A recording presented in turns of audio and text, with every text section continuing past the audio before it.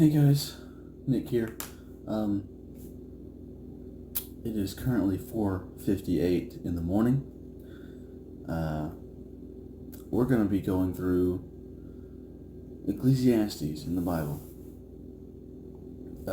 Excuse my awful morning hair, and my hands are extremely dirty from work, and this doesn't come off, at least not for a long time. I don't know what this is. I don't know what the heck's going on there, so please try and ignore that, as will I. I hope you're having a great morning, evening, night, whatever time you're watching this. I hope that you are watching this, and I hope that you continue to follow through the book of Ecclesiastes with me. Let's jump right into it. The first paragraph is titled here in my NKJV study Bible, The Vanity of Life. The words of the preacher, the son of David, king in Jerusalem. Vanity of vanities, says the preacher. Vanity of vanities, all is vanity. Now, the book of Ecclesiastes was written by the most wise man that has ever lived, other than Jesus, of course. His name is Solomon, and his wisdom is beyond that of anybody that could imagine. The word vanity can also mean futile or nonsense. So you could read this, futile of futility, says the preacher. Futile of futility, all is futile. Meaning that pretty much everything we do that is temporary, like building, drawing, writing, whatever, is pretty much a waste of time.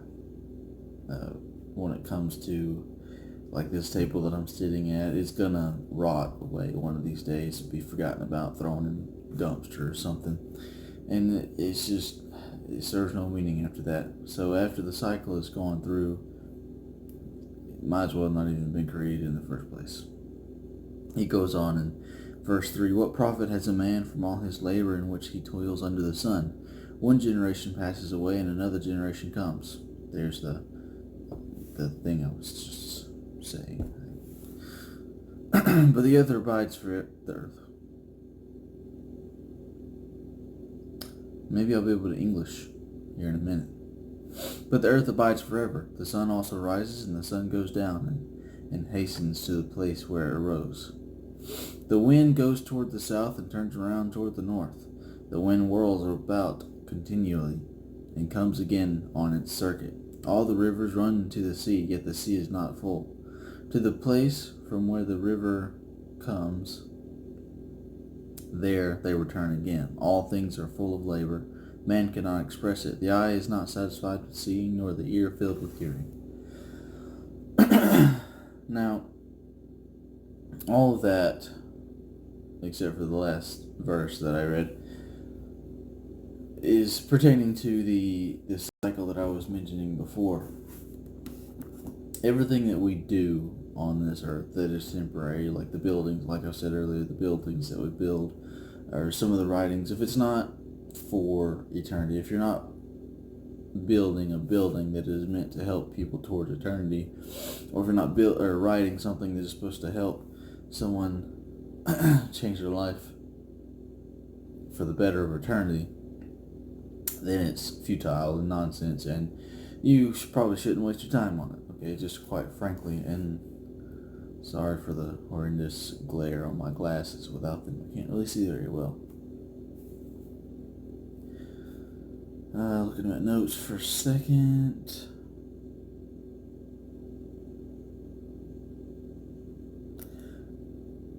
"All things are full of labor, man cannot express it." This is verse 8. "All things are full of labor, man cannot express it.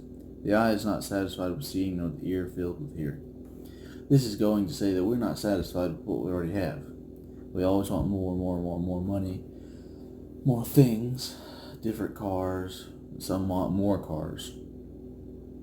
We're not satisfied with the natural world around us. We always have to tear it down and build other things. Fancy buildings, pretty cool parks, some kind of artwork, some that's really cool, some that is just like someone took a bent piece of metal and said, "Hey, put this on this street corner." everybody knows what I mean. Don't hate on me for hating on something that's hard around here. Starting in verse 9, that which has been is what will be. That which is done is what will be done, and there is nothing new under the sun. Is there anything of which it may be said, see, this is new? It has already been in ancient times before us. There is no remembrance of former things, nor will there be any remembrance of things that are to come by those who will come after. That's not to say that people cannot be remembered in history, because obviously people are remembered even after they go on, from hundreds of years ago, thousands of years ago. Obviously Solomon, we still remember him. This is obviously Old Testament and Ecclesiastes. Now, when it says nothing is new, it means obviously we have different types of technologies, but everything that we create that's new is still some variation of what's already existed. Cars are just a form of transportation. Transportation has existed since man was created. We had legs. That was our transportation. Cell phones is communication. We've always been able to talk. Things of that nature. Okay, I'm not going to go into that too much. That'll be a whole big old ramble, and some people that see this might disagree with me, but that's okay. Everybody has their opinion. Starting in verse 12, this is starting a new section. It is titled, The Grief of Wisdom. I, the preacher, was king over Israel and Jerusalem, and I set my heart to seek and search out by wisdom concerning all that is done under heaven. This burdensome task God has given to the sons of man, by which they may be exercised. Now, seeking wisdom is usually looked at as being noble and fulfilling. But Solomon here describes it as a burdensome task. So it's basically something that he really doesn't want to do, and that he thinks nobody else really should want to do. I have seen all the works that are done under the sun, and indeed all is vanity and grasping for the wind. So all is futile. It's basically trying to grab the air. You can't really grab the air, Verse 15, what is crooked cannot be made straight, and what is lacking cannot be numbered.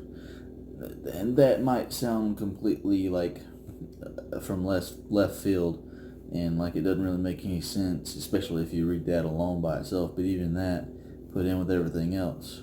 Like, why did you say that? That came out of nowhere. Well, it's an old proverb that is describing a problem that can't be solved because of lack of information. That's what he's trying to say. I know you're like, well, how can you just say that? Well, probably because this is a couple thousand years old, and he's more wise than me and you, so he probably just assumed that everybody would understand. Starting in verse 16, he continued to say that I communed with my heart, saying, look, I have attained greatness, and have gained more wisdom than all who were before me in Jerusalem.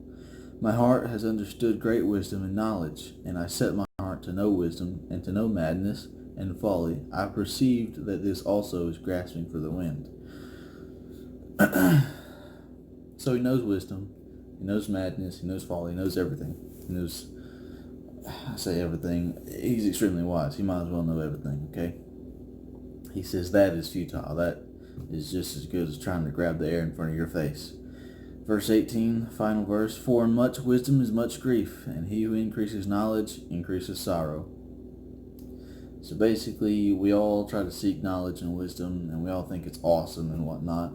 But Solomon here is saying that basically it's a waste of time, and it's not gonna benefit you in any way. It's just gonna cause you to have more doubts, more questions, and because of these doubts and questions, it's gonna lead to sadness and sorrow.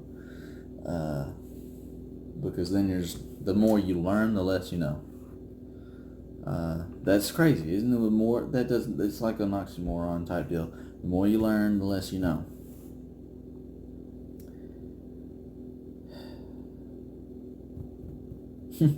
In my notes, I forgot the T in it. Shut up. Don't judge me. So that was chapter 1 of Ecclesiastes. I've wondered what that was pronounced pretty much almost my whole life. I like that it's pronounced Ecclesiastes. Excuse me if I'm not very energetic. For one, like I said, it was prior to 5 a.m. It is probably after 5 a.m. by now, but I got people sleeping. I just woke up an hour ago. I woke up at 4. And I'm trying to get you information that will help you towards eternity by reading the words that Solomon wrote and spoke and shared his wisdom with us thousands of years ago, and now I am sharing it with you. Please like, share, subscribe if you're not subscribed. I looked at my analytics. Yeah, I don't make money for this. I only got 26 subscribers, but it said that 44% of you who watch my videos are not subscribed. You're already here. You might as well be subscribed. I'm going to give you a couple seconds.